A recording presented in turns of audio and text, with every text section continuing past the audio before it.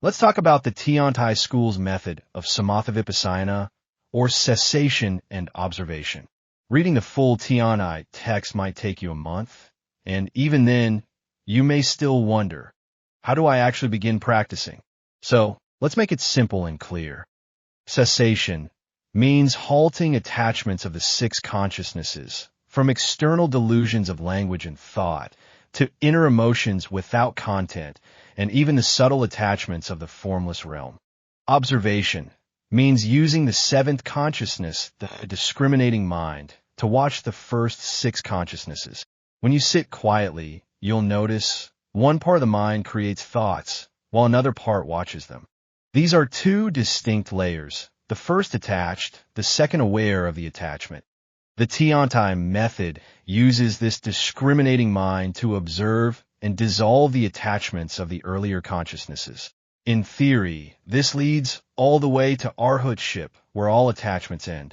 But in the Dharma ending age, most practitioners reach the fourth dhyana at best. The real aim is simply to go as far as possible, not necessarily to transcend birth and death in one lifetime. So how do you practice this method? Assume you've already entered dhyana in the desire realm, experienced blissful self-forgetfulness, and returned from it. Enter meditation again and begin observing.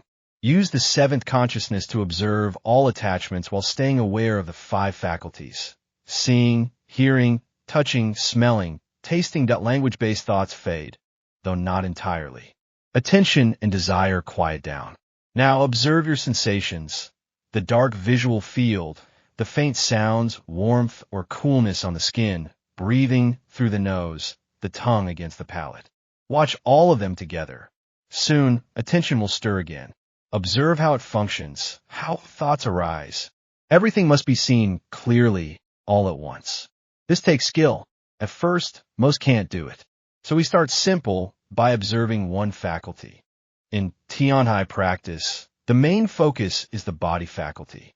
When you watch the darkness before your eyes, you'll soon feel restless. It doesn't change. That's why sound or body sensations are often easier to observe. But sounds constantly change. Wind, birds, footsteps, causing attention to jump. When attention jumps, it can't cease, and the discriminating mind can't observe steadily. So the body becomes the ideal object, and breathing is part of the body. At the entry level, visualize yourself sitting in Amitabha Buddha's radiance, observing your nose as you breathe in and out. When the breath becomes subtle and even attention feels heavy, set it aside and begin observing bodily sensations. This is where real practice begins. Observe your skin, the touch of clothing, temperature changes. Keep awareness continuous. If awareness breaks, you fall into unaware emptiness, a blank state. To stay alert, meditate in a slightly cool place, enough to feel it, not enough to shiver. Continue observing your breath. It's part of the body and cannot be ignored. Sometimes karmic obstacles appear, burning, itching, tingling sensations. These are karmic obstructions surfacing. Don't worry, just observe. If it's overwhelming, exit meditation and resume later. The goal is to observe until the body no longer transmits sensations. When this happens, you move to the next level, the second dhyana. As the body faculty dissolves, other faculties like eye and ear will follow. Entering the third dhyana, you begin observing emotions. At first, peace, then suffering, unease, frustration, anxiety. Keep observing until these fade and a subtle, continuous joy arises. This marks the fourth dhyana. Moments of awakening may appear, clear, unmistakable insight. Beyond this point, we rely on scriptures.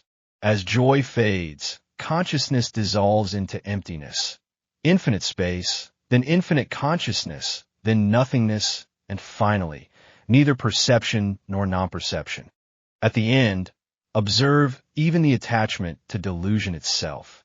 When that dissolves, you've achieved arhatship. Sounds simple, right? In words, yes. But in practice, it's far more demanding than meditating on a Zen huatu.